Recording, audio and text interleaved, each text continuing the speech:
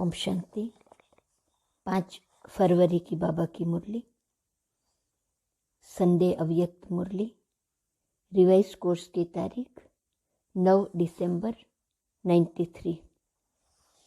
एकाग्रता की शक्ति से दृढ़ता द्वारा सहज सफलता की प्राप्ति। आज ब्राह्मण संसार के रचयिता अपने चारों ओर के ब्राह्मण परिवार को देख हर्षित हो रहे हैं। ये छोटा सा न्यारा और अति प्यारा अलौकिक ब्राह्मण संसार है। सारे ड्रामा में अति श्रेष्ठ संसार है।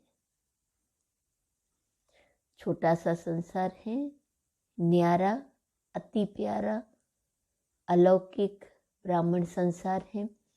सारे ड्रामा में अति श्रेष्ठ संसार है, क्योंकि ब्राह्मण संसार की हर गतिविधि न्यारी और विशेष है। इस ब्राह्मण संसार में ब्राह्मण आत्माएं भी विश्व में से विशेष आत्माएं हैं। इसलिए ही ये विशेष आत्माओं का संसार है।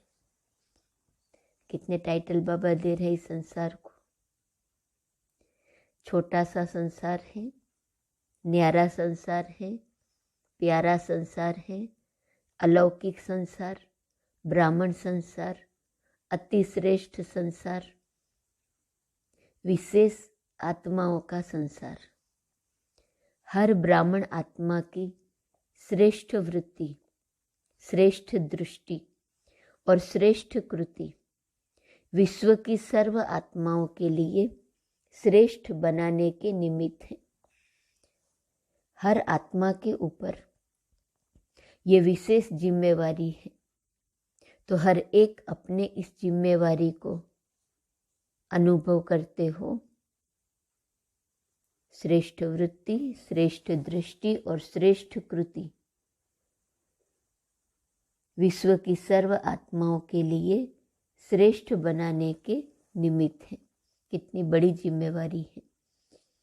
सारे विश्व का परिवर्तन, न सिर्फ आत्माओं का परिवर्तन करते हो, लेकिन प्रकृति का भी परिवर्तन करते हो।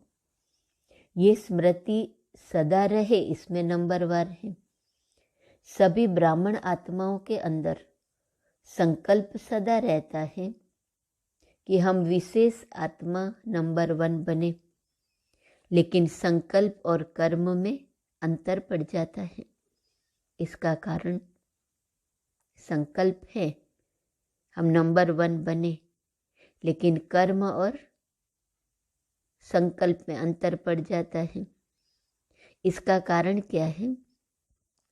कर्म के समय सदा अपनी स्मृति को अनुभवी स्थिति में नहीं लाते। सुनना, जानना ये दोनों याद रहता है, लेकिन स्वयं को उस स्थिति में मानकर चलना, इसमें मेजॉरिटी कभी अनुभवी और कभी सिर्फ मानने और जानने वाले बन जाते हैं। इस अनुभव को बढ़ाने के लिए 2 बातों के विशेष महत्व को जानो। एक, स्वयं के महत्व को, दूसरा समय के महत्व को। स्वयं के प्रति बहुत जानते हो। अगर किसी से भी पूछेंगे कि आप कौन सी आत्मा हो, व अपने से भी पूछेंगे कि मैं कौन, तो कितनी बातें स्मृति में आएंगी। 1 मिनट के अंदर अपने कितने स्वमान याद आ जाते हैं। 1 मिनट में कितने याद आते हैं? बहुत याद आते हैं ना। कितनी लंबी लिस्ट है स्वयं के महत्व की। तो जानने में तो बहुत होशियार हो, सभी होशियार हो ना। फिर अनुभव करने में अंतर क्यों पड़ जाता है? क्योंकि समय पर उस स्थिति के सीट पर सेट नहीं होते हो। अगर सीट पर सेट हैं तो कोई भी, चाहे कमजोर संस्कार, चाहे कोई आत्माएं, चाहे प्रकृति, चाहे किसी भी प्रकार की रॉयल माया अपसेट नहीं कर सकती। समय पर स्थिति के सीट पर सेट रहो तो बाबा कहते कोई भी, चाहे कमजोर संस्कार, कोई आत्माएं, प्रकृति, चाहे माया अपसेट नहीं कर सकती। जैसे शरीर के रूप में भी बहुत आत्माओं को एक सीट पर व स्थान पर एकाग्र होकर बैठने का अभ्यास नहीं होता, तो वह क्या करेगा? हिलता रहेगा ना। ऐसे मन और बुद्धि को किसी भी अनुभव के सीट पर सेट होना नहीं आता, तो अभी अभी सेट होगा, अभी अभी अपसेट। शरीर को बिठाने के लिए स्थूल स्थान होता है और मन बुद्धि को बिठाने के लिए श्रेष्ठ स्थितियों का स्थान है। तो बाप दादा बच्चों का यह खेल देखते रहते हैं। अभी अभी अच्छी स्थिति के अनुभव में स्थित होते हैं और अभी अभी अपने स्थिति से हलचल में आ जाते हैं। जैसे छोटे बच्चे चंचल होते हैं तो एक स्थान पर ज़्यादा समय टिक नहीं सकते, तो कई बच्चे यह बचपन के खेल बहुत करते हैं। अभी अभी देखेंगे बहुत एकाग्र, और अभी अभी एकाग्रता के बजाय भिन्न भिन्न स्थितियों में भटकते रहेंगे। तो इस समय विशेष अटेंशन चाहिए। मन और बुद्धि सदा एकाग्र रहे।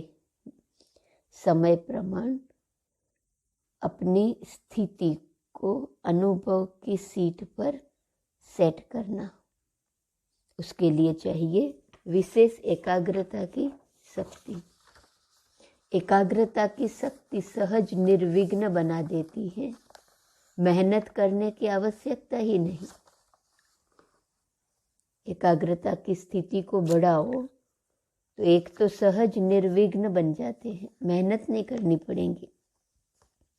एकाग्रता की शक्ति स्वतः एक बाप दूसरा न कोई, ये अनुभूति सदा कराती है। एकाग्रता की शक्ति सहज एक रस स्थिति बनाती है। एकाग्रता की शक्ति सदा सर्वप्रति एक ही कल्याण की वृत्ति सहज बनाती है। एकाग्रता की शक्ति सर्वप्रति भाई भाई की दृष्टि स्वतः बना देती है। एकाग्रता की शक्ति हर आत्मा के संबंध में स्नेह, सम्मान, स्वमान के कर्म सहज अनुभव कराती है। तो अभी क्या करना है? क्या अटेंशन देना है? एकाग्रता। 6 महानताएं बताई बाबा ने एकाग्रता की। एक, एकाग्रता की शक्ति निर्विघ्न बना देती है। दूसरा, एक बाप दूसरा न कोई, ये अनुभूति सदा कराती है। तीसरा, एक रस स्थिति बनाती है। चौथा, सर्वप्रति कल्याण की वृत्ति सहज रहती है। पांचवा, भाई भाई की दृष्टि स्वतः बना देती है। और संबंध में स्नेह, सम्मान, स्वमान के कर्म सहज अनुभव कराती है। तो क्या अटेंशन देना है? एकाग्रता। स्थित होते हो, अनुभव भी करते हो, लेकिन एकाग्र अनुभवी नहीं होते। कभी श्रेष्ठ अनुभव में, कभी मध्यम, कभी साधारण, तीनों में चक्र लगाते रहते हो। इतना समर्थ बनो जो मन बुद्धि सदा आपके ऑर्डर अनुसार चले। स्वप्न में भी सेकंड मात्र भी हलचल में नहीं आए। मन मालिक को परवश न बनाए। परवश आत्मा की निशानी है। उस आत्मा को उतना समय सुख, चैन, आनंद की अनुभूति चाहते हुए भी नहीं होगी। ब्राह्मण आत्मा कभी किसी के परवश नहीं हो सकती, अपने कमजोर स्वभाव और संस्कार के वश भी नहीं।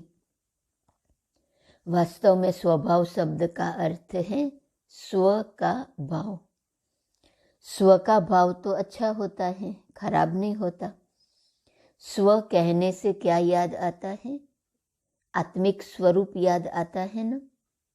तो स्व भाव अर्थात स्व प्रति व सर्व प्रति आत्मिक भाव हो। जब भी कमजोरी वश सोचते हो कि मेरा स्वभाव व मेरा संस्कार ही ऐसा है, क्या करूं, है ही ऐसा, यह कौन सी आत्मा बोलती है? यह शब्द व संकल्प परवश आत्मा के हैं। तो जब भी यह संकल्प आए स्वभाव ऐसा है, तो श्रेष्ठ अर्थ में टिक जाओ। संस्कार सामने आए कि मेरा संस्कार, तो सोचो क्या मुझ विशेष आत्मा के यह संस्कार हैं जिसको मेरा संस्कार कह रहे हो? मेरा कहते हो तो कमजोर संस्कार भी मेरापन के कारण छोड़ते नहीं हैं, क्योंकि यह नियम है, जहाँ मेरापन होता है वहाँ अपनापन होता है, और जहाँ अपनापन होता है वहाँ अधिकार होता है। जहाँ मेरापन है वहाँ अपनापन है, जहाँ अपनापन है वहाँ अधिकार है। तो कमजोर संस्कार को मेरा बना लिया तो वो अपना अधिकार छोड़ते नहीं हैं। इसलिए परवश होकर बाप के आगे अर्जी डालते रहते हो, छुड़ाओ छुड़ाओ।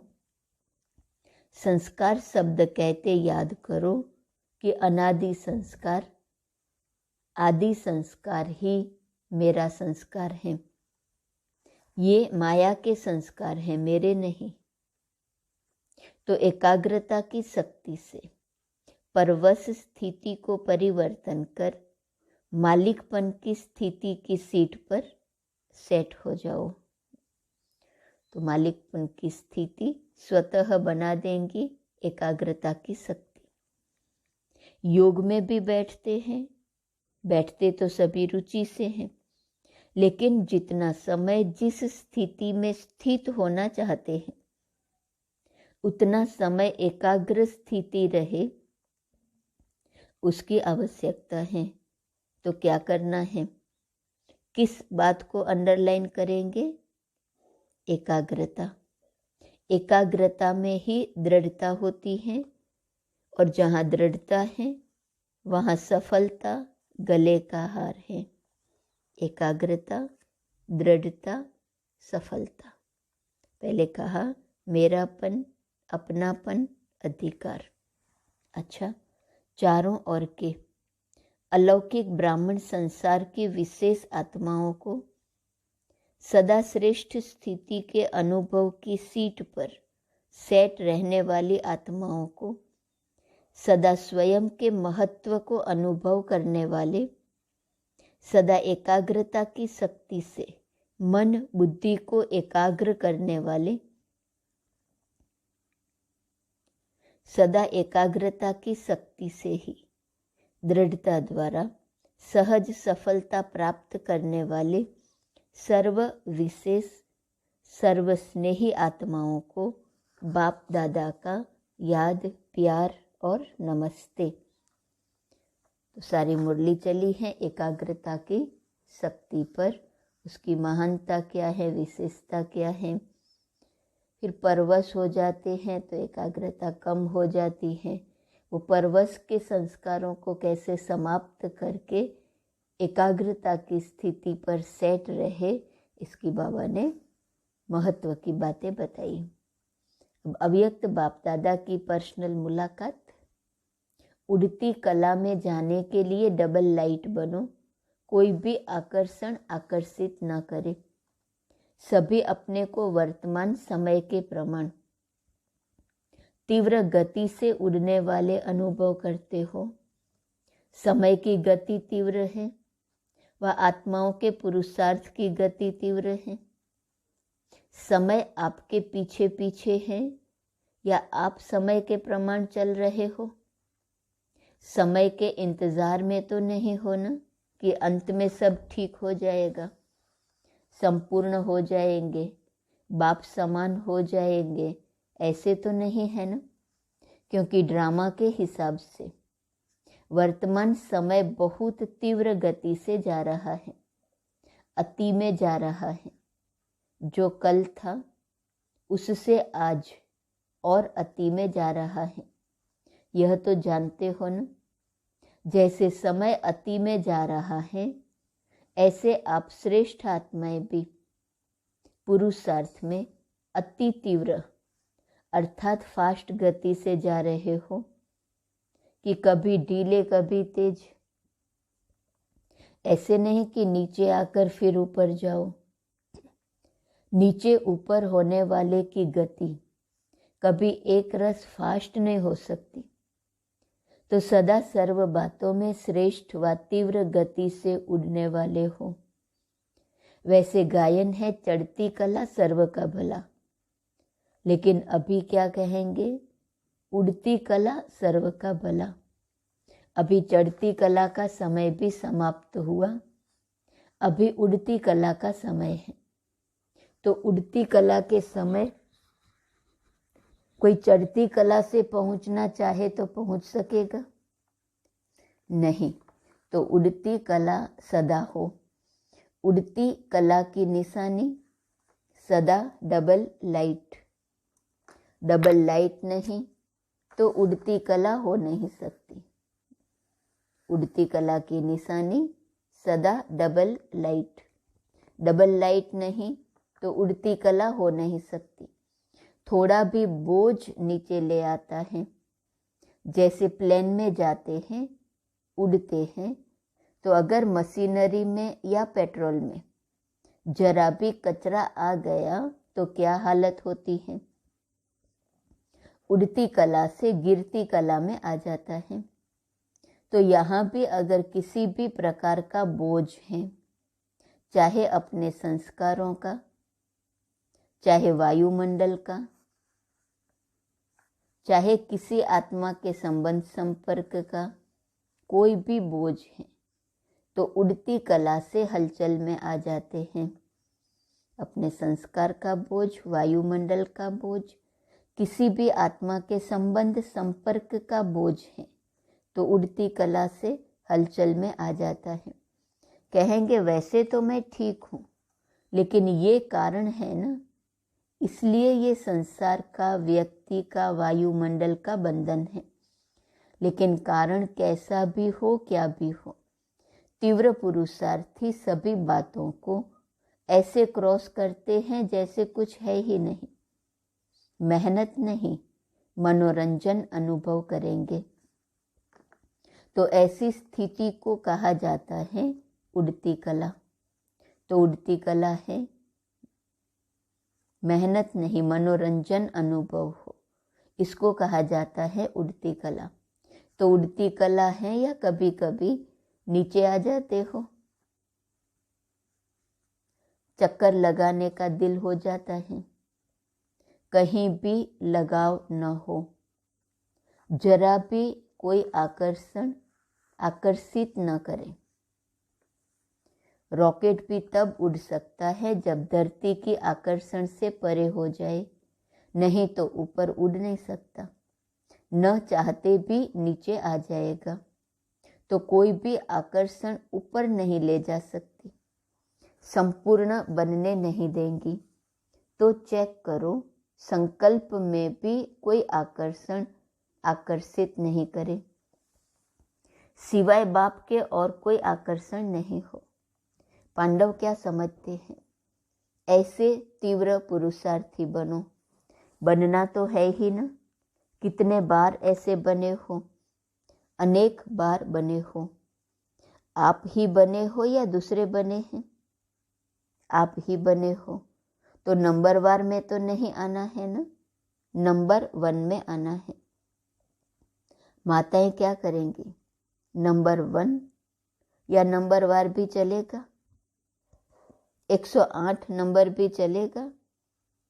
108 नंबर बनेंगे कि पहला नंबर बनेंगे?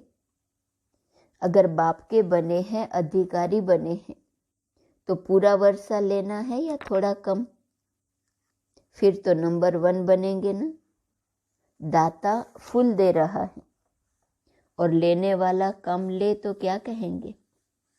इसलिए नंबर 1 बनना है। नंबर 1 चाहे एक ही हो, लेकिन नंबर 1 डिवीजन तो बहुत है ना, तो सेकंड में नहीं आना है। लेना है तो पूरा लेना है। अधूरा लेने वाले तो पीछे पीछे बहुत आएंगे। आपको पूरा लेना है। सभी पूरा लेने वाले हो या थोड़े में राजी होने वाले हो? जब खुला भंडार है तो अखूट है, खुला भंडार है और अखूट है तो कम क्यों ले? बेहद है ना। हद हो कि 8,000 इसको मिलना है, 10,000 इसको मिलना है, तो कहेंगे भाग्य में इतना ही है। लेकिन बाप का खुला भंडार है, अखूट है, जितना लेना चाहे ले सकते हैं, फिर भी अखूट है। अखूट खजाने के मालिक हो, बालक सो मालिक हो, तो सभी सदा खुश रहने वाले हो ना, कि थोड़ा थोड़ा कभी दुख की लहर आती है? दुख की लहर स्वप्न में भी नहीं आ सकती। संकल्प तो छोड़ो, लेकिन स्वप्न में भी नहीं आ सकती। इसको कहा जाता है नंबर 1। तो क्या कमाल करके दिखाएंगे? सभी नंबर 1 आकर दिखाएंगे ना।